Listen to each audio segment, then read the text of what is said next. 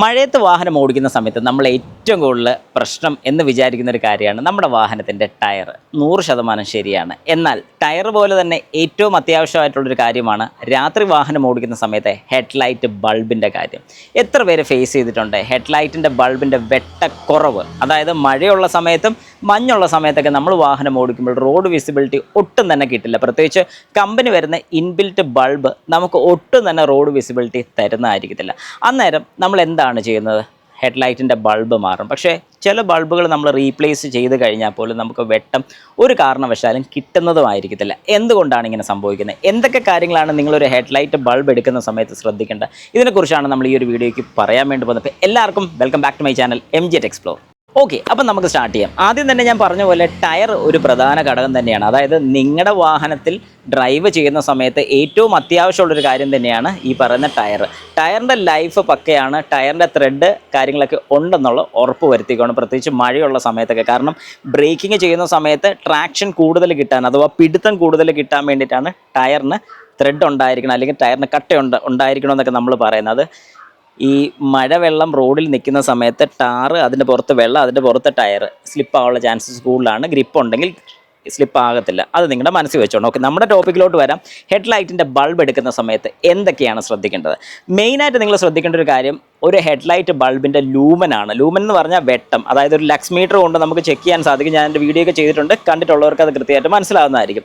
അപ്പോൾ ആദ്യം തന്നെ നിങ്ങളൊരു LED ഹെഡ്ലൈറ്റ് വാങ്ങാൻ പ്ലാൻ ചെയ്യുന്നുണ്ടോ, അല്ലെങ്കിൽ ഒരു HID മേടിക്കാൻ പ്ലാൻ ചെയ്യുന്നുണ്ടോ, അതോ ഒരു ഹാലജൻ തന്നെയാണ് മേടിക്കാൻ പ്ലാൻ ചെയ്യുന്നതെങ്കിൽ നിങ്ങൾക്ക് ആദ്യം അതിനെക്കുറിച്ചൊരു ചെറിയ ഐഡിയ മനസ്സിൽ വേണം. അല്ലാതെ നമ്മളൊരു സ്ഥലത്ത് ചെല്ലുന്നു, അല്ലെങ്കിൽ ഒരു ആക്സറീസ് ഷോപ്പിൽ ചെന്നിട്ട് ചേട്ടാ എനിക്ക് വെട്ടം കൂടിയൊരു ബൾബ് വേണം, എന്നാൽ ഇതെടുത്തോ, ഇതൊരു 400 വാട്ട്സ് വരുന്ന ഒരു ബൾബാണെന്ന് പറയും. പക്ഷേ ആ 400 വാട്ട്സിൻ്റെ ബൾബ് നിങ്ങളുടെ വാഹനത്തിൽ സപ്പോർട്ട് ചെയ്യുമോ എന്നുള്ളൊരു കാര്യം നിങ്ങൾ ആദ്യം മനസ്സിലാക്കണം. ഇതൊരു ചെറിയ കാര്യമല്ല, ഒരു വലിയ കാര്യം തന്നെയാണ്. കാരണം ബൾബിൻ്റെ വാട്ട്സ് മാത്രമല്ല മുഖ്യം, വാട്ട്സ് പോലെ തന്നെ നമുക്ക് ലൂമനും വലിയൊരു കാര്യം തന്നെയാണ്. കാരണം വാഹനത്തിൻ്റെ ബൾബ്, അല്ലെങ്കിൽ ആ ഒരു ഹെഡ്ലൈറ്റ് ബൾബിൽ നിന്ന് ഔട്ട്പുട്ട് വരുന്ന വെട്ടം എത്രയാണെന്നുള്ളതും കൂടെ നമുക്ക് കണക്കൂട്ടി മനസ്സിലാക്കി, അല്ലെങ്കിൽ അതിൻ്റെ കണക്ക് വളരെ വ്യക്തമായിട്ട് അതിൽ കൊടുത്തിട്ടുണ്ടായിരിക്കും.